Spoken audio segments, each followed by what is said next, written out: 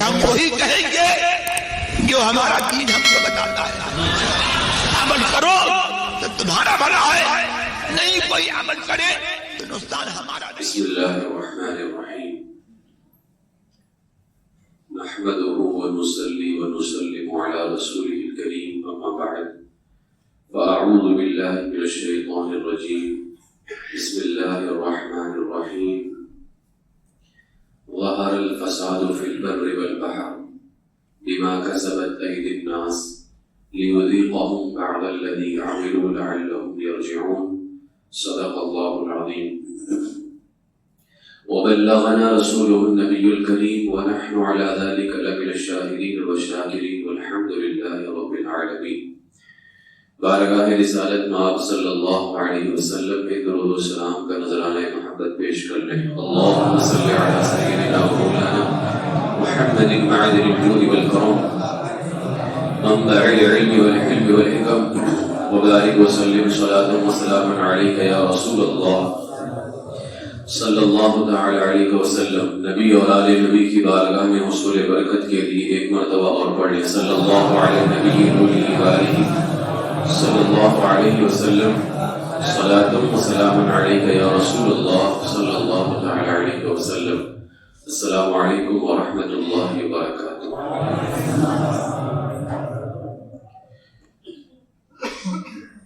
قرآن مقدس میں اللہ تبارک و تعالی کا فرمان عالی شان ہے.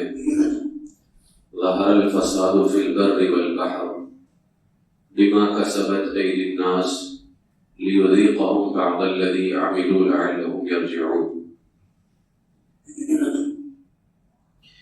آج پوری دنیا کی جو حالات مسلمانوں کے حوالے سے اور بالخصوص ہمارے ملک ہندوستان میں جو حالات تیزی کے ساتھ مسلمانوں کے خلاف پیدا ہو رہے ہیں، چاروں طرف آگ ہی آگ ہے، دھواں ہی دھواں ہے، مقدس مقامات پر حملے، طرح طرح کے الزامات عائد کر کے مسلم نوجوانوں کو جیل کی سلاخوں میں ڈال دینا. ان حالات کے اندر اپنے تو اپنے بیگانے بھی یہ کہنے پر مجبور ہو گئے کہ آج مسلمانوں کو نشانہ کیوں بنایا جاتا ہے. تو میں غیروں سے نہیں بلکہ میں مسلمانوں سے یہ کہنا چاہوں گا، آپ یہ سوال مت کرو کہ مسلمانوں کو نشانہ کیوں بنایا جا رہا ہے، بلکہ سوال یہ کرو کہ مسلمانوں کو کل بھی نشانہ بنایا گیا تھا. اس دور میں مسلمانوں کو نشانہ نہیں بنایا گیا، ہر دور کے اندر مسلمانوں کو نشانہ بنایا گیا. تو سوال یہ کرو کہ کل جب مسلمانوں کو نشانہ بنایا گیا تھا ہم سے پہلے مسلمانوں پر، تو وہ ساری دنیا پہ چھا گئے تھے، آج ہم دب کیوں رہے ہیں؟ یہ سوال بالکل بیکار ہے کہ آج مسلمانوں کو نشانہ بنایا جا رہا ہے. اس سے پہلے بھی مسلمانوں کو نشانہ بنایا گیا لیکن وہ دبے نہیں بلکہ پوری دنیا پہ چھا گئے. آج دب کیوں رہے ہیں؟ یہ سوال کرنا ہے. اس کی وجہ کیا ہے اور اس کا حل کیا ہے؟ ہمیں وجہ تلاش کرنا ہوگا اور پھر اس کا علاج بھی کرنا ہوگا. اللہ کی کتاب قرآن مقدس میں ان حالات کی وجہ کو بھی بیان کیا گیا ہے اور اس کا حل بھی بتایا گیا ہے. لیکن افسوس یہ ہے کہ اتنا کچھ ہونے کے بعد بھی نہ ہمیں وجہ جاننے کی فکر ہے اور نہ ہمیں اس کے علاج کی ضرورت ہے کہ وجہ کیا ہے اور علاج کیا ہے، سوائے سوشل میڈیا پر چیخو پکار کرنے کے. چند احتجاجی مظاہرہ کر لیا، پروٹیسٹ کر لیا، بس اتنا ہی سمجھتے ہیں کہ ہمارا علاج ہو گیا، حل ہو گیا. یاد رکھ لو، جب تک اللہ کے بتائے ہوئے علاج کو نہیں اپناؤ گے اسی طرح مارے جاؤ گے. لاکھ تم سوشل میڈیا پر چیخو پکار کر لو، ودھان سبھا، پارلیمنٹ، جہاں کہیں تمہیں چیخنا چلانا ہو چلا لو، چیخ لو، جو کرنا ہے کر لو. میں یہ نہیں کہتا کہ یہ سب نہ کرو، لیکن جب تک اللہ کے بتائے ہوئے اصل علاج کی طرف نہیں آؤ گے اسی طرح مارے بھی جاؤ گے، جلائے بھی جاؤ گے، کچھ نہیں ہونے والا ہے۔ سچ کہا ہے ڈاکٹر اقبال نے، نہ سنبھلو گے تو مٹ جاؤ گے اے ہندی مسلمانوں، تمہاری داستان تک بھی نہ ہوگی داستانوں میں۔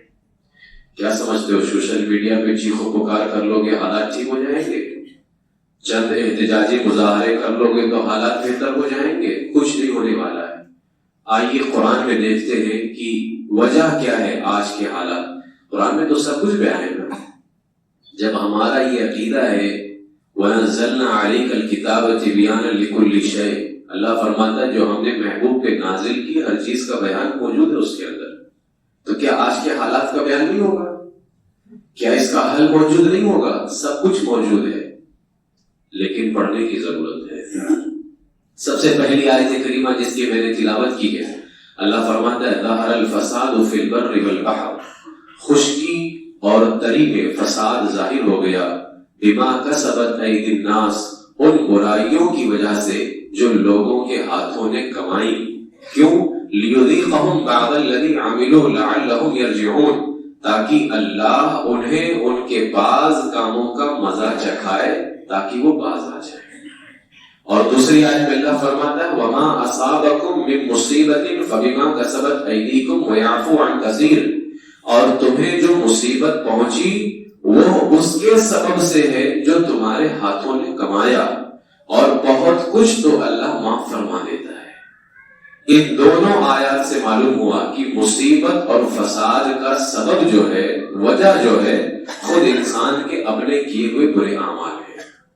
صحیح احادیث سے بھی یہ بات ثابت ہے کہ کسی قوم میں اگر اعلانیہ یعنی کھلم کھلا بے حیائی پھیل جائے تو اس قوم میں طاعون اور مختلف قسم کی بیماریاں پیدا ہو جاتی ہیں۔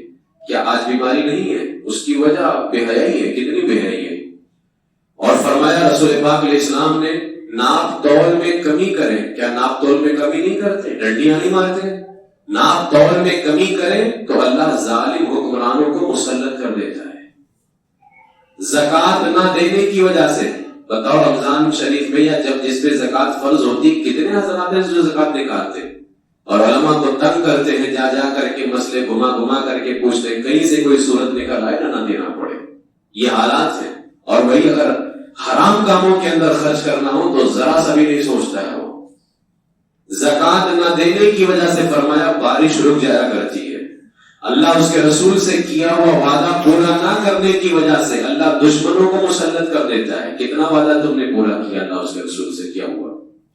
فرمایا سود خوری کی وجہ سے زلزلے آتے ہیں اور شکلیں بگڑ جایا کرتی ہیں۔ سود خوری نہیں کرنے آتے، کتنا سخت عذاب ہے۔ کیا مسلمان کو نہیں معلوم ہے کہ سود کا کاروبار کرنا اپنی ماں سے 70 مرتبہ زنا کرنے کے برابر ہے؟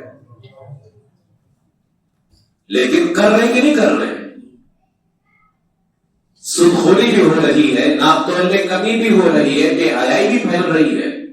حضرت حسن بصری رضی اللہ تعالیٰ نے فرمایا کہ حضور سید عالم علیہ السلام نے فرمایا لکڑی کی خراش لگنا، یعنی اگر کسی کو لکڑی سے چھیل دیا جائے کسی انسان کو، یا قدم کا ٹھوکر کھانا یا رگ کا پھڑکنا کسی گناہ کی وجہ سے ہوتا ہے، سب گناہ کی وجہ سے۔ اور میرے آقا نے فرمایا اور جو گناہ اللہ معاف فرما دیتا ہے وہ اس سے کہیں زیادہ ہوتے ہیں۔ وہ اے مسلمانوں یاد رکھ لو تمہارے گناہوں کی مکمل سزا تو ابھی تمہیں دی نہیں گئی ہے۔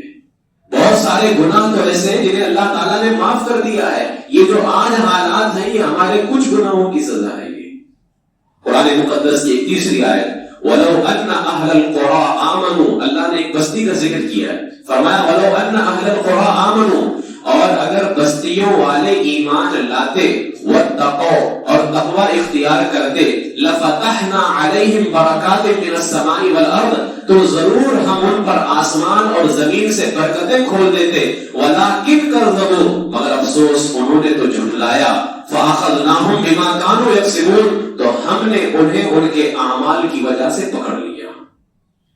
ایمان اور تقوی برکت اور خوشحالی کا ذریعہ ہے، اور برے اعمال عذاب، پکڑ اور پریشانی کا ذریعہ ہے۔ چوتھی آیت میں اللہ تعالیٰ نے فرمایا وَضَرَبَ اللَّهُ مَثَلًا قَرْيَةً، اس میں بھی اللہ تعالیٰ نے ایک بستی کی کہاوت بیان کی ہے، فرمایا وَضَرَبَ اللَّهُ مَثَلًا قَرْيَةً، اور اللہ نے کہاوت بیان فرمائی ایک بستی کی، کانت آمنۃ مطمئنہ. آج ہم بھی کہتے ہیں حضرت پہلے بڑا اچھا چل رہا تھا، سب اچانک تباہ ہو گیا. اللہ کیا فرماتا ہے؟ اور اللہ نے کہاوت بیان فرمائی ایک بستی کی. وہ بستی کیسی تھی؟ کانت آمنۃ مطمئنہ، کہ وہ بستی امان و اطمینان سے تھی، بالکل پرسکون تھی، خوشحالی میں تھی. یأتیہا رزقہا رغدا من کل مکان، اور حال ایسا تھا ان کی خوشحالی کا، ہر طرف سے اس کی روزی کثرت سے آتی تھی. جس میں ہاتھ لگا تھا، آج بھی لوگ کہتے حضرت پہلے وہ جو کام کرتا تھا اللہ تعالیٰ برکت دیتا تھا. فرماتا اللہ ہر طرف سے اس کی روزی کثرت سے آتی. لیکن کیا ہوا؟ فکفرت بانعم اللہ، تو وہ اللہ کی نعمتوں کی ناشکری کرنے لگی قوم. جب ناشکری کرنے لگی فَأَذَاقَهَا اللَّهُ لِبَاسَ الْجُوعِ وَالْخَوْفِ بِمَا كَانُوا يَصْنَعُونَ، تو اللہ نے اس سے یہ سزا چکھائی کہ اس سے بھوک اور ڈر کا لباس پہنایا، بدلہ ان کے کاموں کا. ان 4 آیات کے اندر آج کے حالات کو بھی بیان کیا گیا ہے. آج جو حالات ہیں، جو ہمارے سامنے معاملات ہیں، ہم پر ظلم و ستم ہے، اس کو بھی بیان کیا گیا، ساتھ اس کا حل بھی بتایا گیا. پہلے کے مسلمانوں پر بھی حالات سخت ہوئے، ایسا نہیں کہ صرف آج ہی حالات سخت ہوئے، پہلے بھی حالات سخت ہوئے. لیکن وہ مسلمان اللہ سے قریب ہوئے تو اللہ نے پوری دنیا میں انہیں کنٹرول عطا فرما دیا تھا. پوری دنیا کے اندر غالب ہو گئے وہ.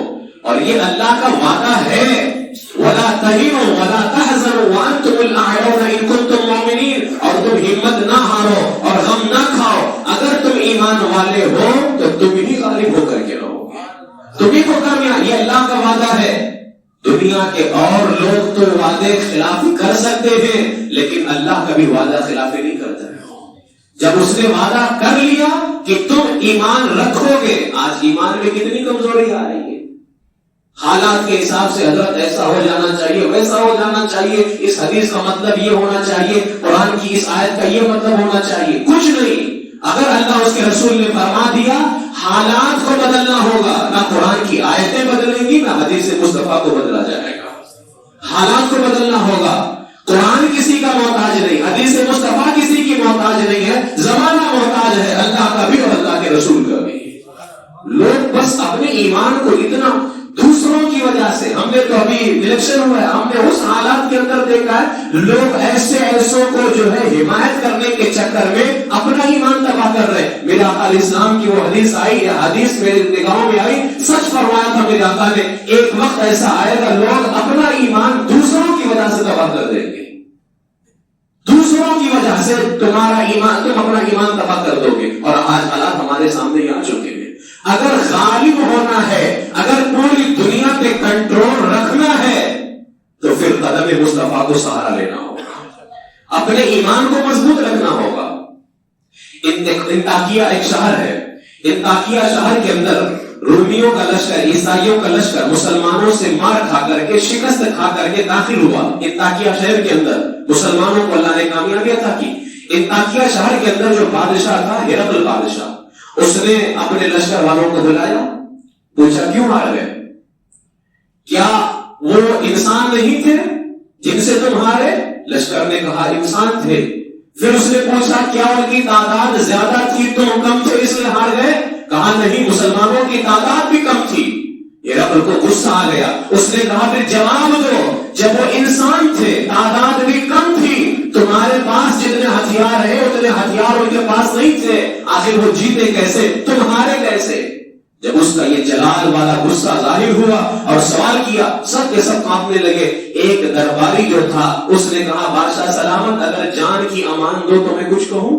بادشاہ سمجھ گیا کہ یہ بڑا چالاک ہے، تو اس نے کہا کہ اے بادشاہ سلامت، وہ لوگ جن سے ہم مقابلے میں گئے تھے وہ لوگ نمازیں پڑھتے ہیں، وہ لوگ نمازیں پڑھتے ہیں، دن میں روزے رکھتے ہیں، اور جب وعدہ کرتے ہیں تو وعدہ پورا کرتے ہیں، اچھی باتوں کا حکم دیتے ہیں، بری باتوں سے منع کرتے ہیں، اور وہ لوگ کسی پہ ظلم نہیں کرتے ہیں، انصاف کرتے ہیں. اور رہا مسئلہ ہمارے سپاہیوں کا، اس نے کہا ہمارے سپاہی تو رات میں گناہ کرتے ہی کرتے ہیں، دن میں بھی برائی کرتے ہیں، ظلم کرتے ہیں، شراب پیتے ہیں، زنا کرتے ہیں، فساد برپا کرتے ہیں. جب ہرقل کے درباری نے یہ کہا تو ہرقل نے کہا اے جنرل، تم نے صحیح کہا ہے. گویا اس وقت کے بڑے بڑے کافروں نے بھی اس بات کو اقرار کر کہ مسلمان کم ہونے کے باوجود بھی غالب آتا ہے، اس کی وجہ کچھ اور نہیں، ایمان ہے اور اپنے دین پر سختی کے ساتھ عمل کرنا ہے۔ کہ دین پر اگر سختی سے عمل ہوگا، ایمان پر عمل ہوگا۔ آج سختی کو تو لوگ پتہ نہیں کیا سمجھتے ہیں، دین کو تو اتنا آسان کر دیا ہے، اتنا آسان کر دیا کہ لا اکراہ فی الدین، قرآن میں دین میں کوئی زبردستی نہیں ہے، دین میں زبردستی نہیں ہے۔ اس کا کیا مطلب ہے کہ دین بڑا آسان ہو چکا ہے؟ دین میں زبردستی نہیں ہے۔ پچھلی قوموں پر جو ہمارے نبی علیہ السلام سے پہلے قومیں آئیں، ان کا حال کیا تھا؟ زکات ان پر زیادہ فرض تھی تو ان پر آسان کر دیا گیا۔ ان کے کپڑے اگر ناپاک ہو جائیں تو کپڑوں کو کاٹا جاتا تھا، تم پہ آسانی کی گئی کہ تم دھل کر تو وہ کپڑے پاک ہو جایا کرتے ہو۔ یہ آسانی ہے۔ اس کا یہ مطلب نہیں ہے کہ جب جس کے ساتھ چاہا ملا لیا ہاتھ، جب جس کے ساتھ چاہا اٹھ بیٹھ لیا، جب جس کے ساتھ چاہا کھا پی لیا، جب چاہا نمازیں چھوڑ دی، جب چاہا شریعت کے خلاف کام کر لیا۔ اس کا یہ مطلب نہیں ہے دین میں آسانی ہے۔ دین کو تو اتنا آسان بنا دیا، بس سب سے ہنس مل کر کے باتیں کرتے رہو، مسکراتے رہو۔ اللہ اس کے رسول کے فرمان پر عمل کرنا دین میں آسانی بھی ہے اور دین میں سختی بھی ہے۔ تو اس وقت کے کافروں نے بھی اقرار کیا۔ اور یاد رکھ لو، اگر اپنے حالات کو تم نے نہ بدلا اور حالات اسی طرح سے رہے تو بہت سخت حالات پیدا ہونے والے ہیں اور کوئی کچھ نہیں کر سکتا ہے۔ آپ یہ سمجھیں کہ میں مزاروں پہ جاتا رہوں گا، میں یہاں وہاں جاتا رہوں گا، معاملات حل ہو جائیں گے۔ تو سنو، بغداد شریف کے ایک بڑے بزرگ ہیں حضرت محمد جام رحمۃ اللہ تعالی علیہ، ہلاکو کا نام سنا نا؟ ہلاکو کا بڑا ظالم بادشاہ گزرا ہے، اس نے پوری دنیا کے اندر ظلم پھیلایا۔ جب بغداد کی طرف اس نے حملہ کرنے کا آرڈر دیا، اپنے سپاہیوں کو بھیجا، جاؤ بغداد کو دیکھ کر کیا ہو، اس کا لوکیشن کیسا، وہاں کے حالات کیسے۔ جب وہ آنے لگا، اس کے 2 سپاہی آنے لگے، وہاں کے بغداد کے لوگ حضرت محمد جام کی بارگاہ میں آئے، کہا حضور بچا لے، بڑا ظالم بادشاہ، سب سن کر کے رکھا تھا، علاقوں کیسا ہے۔ حضرت محمد جام رحمۃ اللہ تعالی کے سامنے کٹوری رکھی ہوئی تھی، آپ نے فرمایا گھبراؤ نہیں، کٹوری پلٹ دیا۔ وہ سپاہی آئے، بغداد انہیں دکھائی نہیں دیا، گئے اور کہا کہ اے علاقوں، بغداد تو ہمیں نظر نہیں آتا ہے۔ پھر کچھ دنوں کے بعد میں ہلاکو خان نے بھیجا، پھر لوگ گھبرائے حضرت محمد جام کی بارگاہ کے اندر، کہا حضور پھر آ رہے ہو، آپ نے پھر کٹوری پلٹ دی، پھر بغداد نظر نہیں آیا۔ جب دوبارہ وہ لوگ گئے تو ہلاکو نے کہا تمہیں بغداد نظر کیسے نہیں آتا ہے، میں تو بغداد دیکھ رہا ہوں۔ کچھ دنوں کے بعد میں اس نے پھر بغداد میں کہا کہ اب میں خود جاؤں گا۔ ہلاکو نے کہا میں خود جاؤں گا بغداد میں۔ جب وہ خود آنے لگا تو اندازہ لگا، جب اس کے بھیجے ہوئے سپاہیوں کا خوف ایسا تھا تو جب وہ آ رہا ہوگا تو کتنا خوف ہوگا۔ جب وہ خود آنے لگا، لوگ بھاگے بھاگے حضرت محمد جام کی بارگاہ میں آئے، آپ نے کٹوری پلٹنا ہی چاہا کہ اللہ نے منع فرما دیا، منع فرما دیا اللہ تعالیٰ نے، کہا بس یہ اب سدھرنے کو تیار نہیں ہے، ان کو ان کے حال پر چھوڑ دیا جائے۔ ہوا یوں ہی، علاقوں بغداد میں داخل ہوا، ایسی تباہی مچائی، 1 مہینے تک مسلمانوں کی چیخ و پکار کی آواز آتی رہی۔ اسلامی کتب خانہ، لائبریری، ذخیرے جلا دیے گئے، مسجد اور مدرسوں میں آگ لگا دیے گئے، دریائے دجلہ مسلمانوں کے خون سے لال ہو گیا۔ اس قدر اس نے تباہی مچائی ہلاکو خان نے کہ آج بھی بغداد کے اندر اس کے اثرات موجود ہیں، آج بھی بغداد کے اندر کھنڈرات موجود ہیں۔ ایسی تباہی اس نے مچائی، اور پھر بعد میں جو اس کے بعد آنے والے ظالم تھے ان لوگوں نے بھی بغداد میں حملے کروائے۔ یاد رکھ لو، یہ اولیاء کرام یقیناً مدد کرتے ہیں اللہ کے فضل و کرم سے، لیکن یہ اسی وقت تک بچاتے ہیں جب تک تمہارے سدھرنے کی امید ہو۔ جب تک تم سدھرو گے یا امید ہوگی تب تک یہ بچائیں گے۔ پھر ایک وقت ایسا آتا ہے کہ اللہ حکم دے دیتا ہے، میرے بندے بس کرو، اب ان کی حفاظت مت کرو، یہ سدھرنے والے نہیں ہیں، توبہ کرو اور سدھر جاؤ مسلمانوں کو، وقت آنے سے پہلے کہ یہ اولیاء کرام بھی ہمارے اوپر سے اپنا ہاتھ ہٹا لیے۔ کسی نے سچ کہا، ڈاکٹر اقبال نے کہا تھا، جگہ جگہ کے تھک چکے ہیں تمہیں یہ ہنگامے، اٹھو نشاط لذت خواب گیاں بدل ڈالو، غلط روی سے منازل کا بوجھ پڑتا ہے، مسافروں روی سے کارواں بدل ڈالو، اٹھو وگرنہ حشر نہ ہوگا پھر کبھی، دوڑو کی زمانہ چالک نہیں چل گیا ہے۔ تمہیں بدلنا ہوگا اپنے آپ کو، یہ سمجھتے بیٹھنا اور یہ بھی یاد رکھ لو، تمہیں ختم کرنے کے لیے، تمہیں بالکل ستیہ ناش کرنے کے لیے آج کی حکومت نے پورے منصوبے تیار کر لیے۔ میں ہندوستان کی حکومت کی بات کر رہا ہوں، پوری دنیا منصوبے تیار ہو چکے ہیں، اور حال کیا ہے، ابھی تک تاش کے پتے نہیں چھوڑے ہو. تاش رات بھر بچے، نوجوان بچے بیٹھ کر کے کھیلتے ہیں. میں ادھر سے کبھی بار رات میں آتا ہوں، وہاں کیرم بیٹھ کر کے جو ہے گٹر کے پاس میں بسم اللہ گیٹ کے پاس بچے کیرم، وہ مسلمان ہے، وہ ہندو نہیں ہو، کیرم بیٹھ کر کے رات بھر کھیلتے ہیں. تمہیں کاٹا جا رہا ہے، مارا جا رہا ہے، اور کیرم بیٹھ کر کے رات بھر کھیل رہے ہو. شراب پی رہے ہو، زنا کر رہے ہو، نشہ ابھی بھی نہیں چھوڑ رہا ہے. یہ حالات ہیں، اور تمہیں ختم کرنے کے لیے، مارنے کے لیے پورے منصوبے. اگر نہیں بدلے تمہارے بچوں کو تمہارے سامنے مارا جائے گا، تمہاری ماں اور بہنوں کی عزتوں سے تمہارے سامنے کھیلا جائے گا. کیا نہیں کھیلا جا رہا ہے؟ ہندوستان کے اندر ہی کتنے شہر ایسے ہیں جہاں ہماری ماں اور بہنوں کی عزتوں کو تار تار کیا گیا کہ نہیں کیا گیا؟ کیا انتظار میں ہو کہ تمہاری بہنوں اور ماں کے ساتھ بھی یہی کیا جائے؟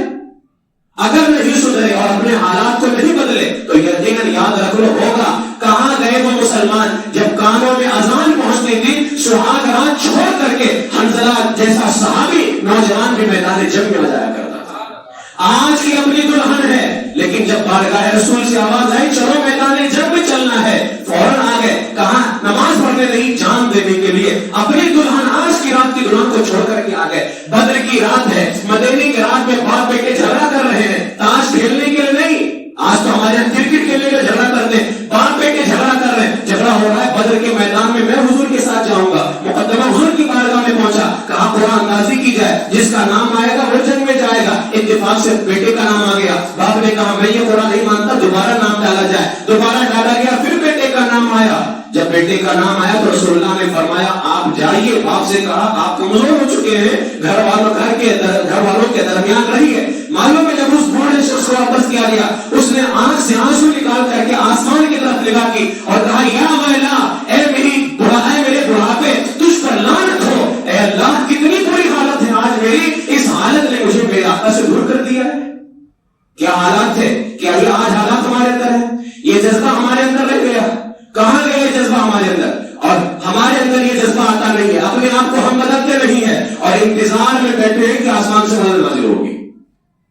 آئے گی مدد، ضرور اللہ کی مدد آئے گی. اللہ نے ہی بدر میں 5000 فرشتوں کو بھیج کر کے صحابہ کی مدد فرمائی تھی. آئے گی مدد، لیکن اپنے آپ کو بدلو، اس لیے کہ اللہ نے خود کہا ان اللہ لا یغیر ما بقوم حتى یغیروا ما بانفسهم. اللہ اس قوم کو اس وقت تک نہیں بدلتا ہے جب تک وہ قوم خود اپنے آپ کو نہ بدلے. آج حالات بدل نہیں رہے ہیں، حالات بدل چکے ہیں تمہارے خلاف. آج سے 10-15 سال پہلے آپ اٹھا کر کے دیکھ لو حال کیسا تھا. کتنی تیزی کے ساتھ 10-15 سال میں حالات بدل گئے، اور آنے والا وقت کیسا ہوگا بس اللہ کی مانا. عمل کرو میرے عزیزو، قرآن کی تعلیمات پر عمل کرو. قرآن ایسی طاقتور کتاب ہے کہ قرآن اگر پہاڑ پر نازل کیا جاتا، اللہ نے خود فرمایا پہاڑ ریزہ ریزہ ہو جاتا. اس زمانے میں معزز سے مسلمان ہو کر ہم خوار ہوئے تاریخ قرآن ہو کر.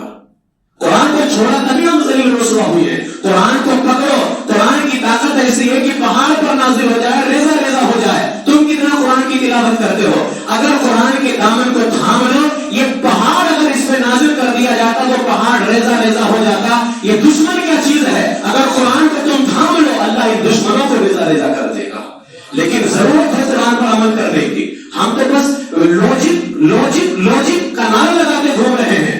لوجک کچھ نہیں ہے اللہ کے حکم کے سامنے، مصطفیٰ کریم علیہ السلام کی حدیث کے سامنے. لہذا ہمیں قرآن پر عمل کرنا ہوگا، حدیث پاک پر عمل کرنا ہوگا. تم صرف اپنے آپ کو بدلو، پھر دیکھو اللہ کی رحمت کس طرح تمہارا ساتھ دیتی ہے.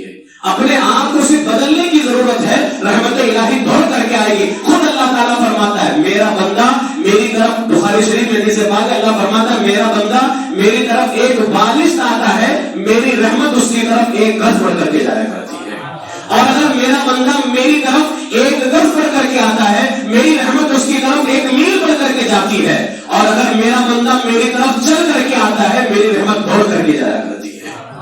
تم اپنے آپ کو بدلنے کے لیے کوشش تو کرو، اللہ تعالیٰ پھر دیکھو تمہیں کس طرح اپنی رحمت کاملہ سے مالا مال کرتا ہے. ایک بزرگ ایک واقعہ کتابوں میں لکھا، حضرت بکر بن عبداللہ فرماتے ہیں پچھلے زمانے میں ایک بادشاہ تھا، غیر مسلم بھی تھا، انتہائی ظالم تھا. غیر مسلم بھی تھا، انتہائی ظالم تھا. اس کے دور میں جو اہل ایمان مومن تھے ان کے ساتھ بادشاہ کی جنگ ہو گئی. اب بادشاہ کی جب جنگ ہوئی تو زبردست اس کو ہار کا سامنا ہوا. اللہ نے اہل ایمان کو کامیابی عطا فرمائی. اس بادشاہ کو قید کر لیا گیا. جب بادشاہ کے متعلق مشورہ ہوا کہ کیا کیا جائے تو کہا گیا یہ انتہائی ظالم ہے, اس نے لوگوں پہ ظلم ڈھایا ہے, اس کو سخت سے سخت سزا دی جائے. مشورہ ہوا کہ سزا کون سی دی جائے تو اتنا یہ پایا کہ آگ جلائی جائے. غیر مسلم ہے, مسلمان نہیں ہے اور ظالم ہے. مشورہ ہوا کہ آگ جلائی جائے اور آگ کے اوپر ایک بڑی دیگ رکھی جائے اور اس دیگ میں بادشاہ کو ڈال دیا جائے. اس طرح بادشاہ جھلس کر کے دردناک موت مر جائے گا. اس مشورے پر عمل کیا گیا. آگ جلائی گئی, آگ کے اوپر ایک دیگ لٹکائی گئی, بادشاہ کو دیگ میں ڈال دیا گیا. آہستہ آہستہ جب دیگ گرم ہونا شروع ہوئی نا, دیگ گرم ہوئی تو بادشاہ اس کی تپش سے اس کا جسم جھلسنے لگا. تو جب بادشاہ نے اپنے جھوٹے خداؤں کو باری باری پکارنا شروع کیا, او میرے فلاں خدا میری مدد کر, او میرے فلاں خدا میری مدد کر, لیکن سب ظاہر جھوٹے تھے نا. وہ سب کہاں, وہ اپنے آپ کی حفاظت نہیں کر سکتے, وہ اس کی حفاظت کیسے کرتے؟ جب اس نے سب کو پکار لیا اپنے خداؤں کو, کوئی اس کی حفاظت نہ کر سکا. اب بادشاہ کے دل میں خیال آیا چلو ایک بار مسلمانوں کے خدا کو پکار کر کے دیکھتے ہیں, ایک بار مسلمانوں کے خدا کو پکار لیتے ہیں. بادشاہ نے آسمان کی طرف نگاہ اٹھائی, بلند آواز سے پڑھنا شروع کیا, لا الہ الا اللہ, لا الہ الا اللہ. گویا وہ اظہار کر رہا تھا مولا ساری زندگی میں دھوکے میں رہا, ان جھوٹے خداؤں کو پکارتا رہا, آج کوئی نہیں آ رہا ہے. اے حقیقی پروردگار, آج میں سمجھ چکا سارے خدا جھوٹے ہیں, اگر سچا ہے تو صرف تو سچا ہے, لہذا میں تیرے سامنے سر جھکاتا ہوں, تیرے سامنے حاضر ہوتا ہوں. میں کفر چھوڑ کر, اپنے سارے باطل عقیدے چھوڑ کر تیری بارگاہ میں اظہار کرتا ہوں لا الہ الا اللہ, کوئی معبود نہیں ہے مگر اللہ ہی معبود ہے. جب بادشاہ نے لا الہ الا اللہ پڑھنا شروع کیا, حضرت بکر بن عبداللہ فرماتے ہیں اللہ نے ایسی بارش برسائی, ساری آگ بجھ گئی, آگ بجھ گئی. پھر اچانک تیز آندھی چلی, اتنی تیز آندھی چلی کہ بادشاہ کے ساتھ ہی پوری کی پوری دیگ کو وہ آندھی ہوا میں اڑا کر کے لے گئی. اب دیگ اڑ رہی ہے, بادشاہ بھی اس دیگ کے اندر ہے اور بادشاہ پڑھتا جا رہا ہے لا الہ الا اللہ, لا الہ الا اللہ, پڑھتا رہا پڑھتا رہا.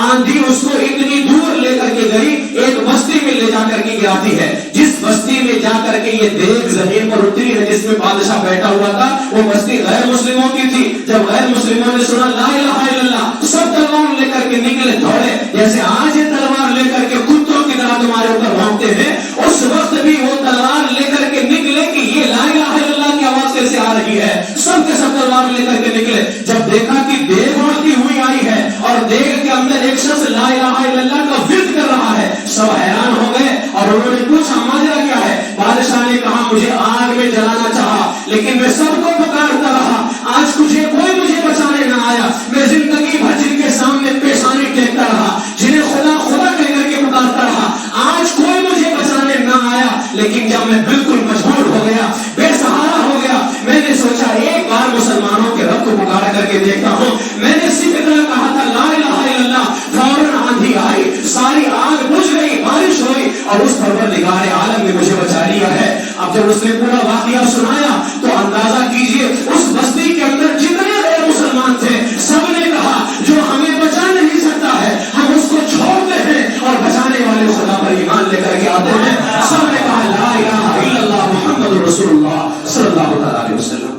آپ بڑھو تو اپنے پروردگار کی طرف. آج ہمارے اوپر آج ظلم و ستم کے بادل منڈرا رہے ہیں, یقین جانو بڑھ کر کے آؤ گے. جب بارش بہت تیز ہوتی ہے تو پھر لوگ کہاں جاتے ہیں, یا تو چھت کے نیچے آ جاتے ہیں یا تو چھتریاں تان لیتے ہیں. اور تم کیسی زندگی گزار رہے ہو, فکروں کی بارش ہو رہی ہے, ظلم کی بارش اتنی تیز ہو چکی ہے, لیکن اب بھی تم مصطفیٰ کریم کے چھت کے نیچے نہیں آتے, اخلاق مصطفیٰ کی چھتری کو نہیں مانتے. اقبال نے سچ کہا تھا کہ محمد سے وفا تو نے تو ہم تیرے ہیں, یہ جہاں چیز ہے کیا لوگ و کرم تیرے ہیں.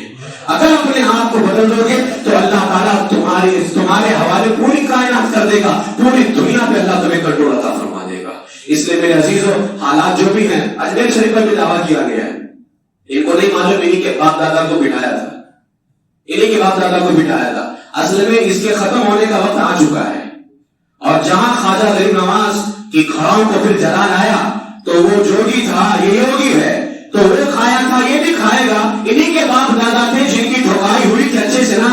تو ہم نے تو اللہ رب العزت کے خلاف کوئی جاتا ہے تو اللہ تبارک و تعالیٰ کو اس کو ڈھیل دیتا رہتا ہے, لیکن اللہ کے محبوبوں کے خلاف جب کوئی جاتا ہے نا تو اللہ تعالیٰ اس کو اسی وقت دھسا دیا کرتا ہے. تمہارا وقت آ چکا ہے، تم میرے غریب نواز کے خلاف جانے کی کوشش کرتے ہو، بدتمیز ہو، ظالم ہو، تم نے ان کے خلاف پردے کی ہے۔ تمہارا 5 سال والا بیٹھتا ہے تو ان کی قدموں میں جائے بغیر بیٹھتا ہے، تم نے کیا سمجھا ایسا تمہارا ہے؟ یہ ساری زمین اللہ نے مصطفیٰ کے حوالے کی ہے، اور مصطفیٰ نے ہندوستان غریب نواز کے حوالے کیا ہے۔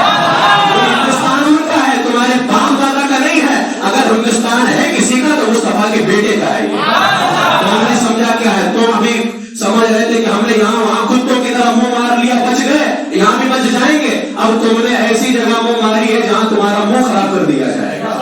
انتظار کرو، لیکن مسلمانوں تم سدھر جاؤ، تم سدھر جاؤ، پھر دیکھو ان کو کیسے ذلیل کیا جاتا ہے۔ اللہ تعالیٰ خود ان کو ذلیل کرے گا، اور ایسا ذلیل کرے گا ہماری آنے والی نسلیں کہیں گی یہ سارے کے سارے ذلیل ہو گئے تھے، ہمیں بھی اسلام پر قائم رہنا چاہیے۔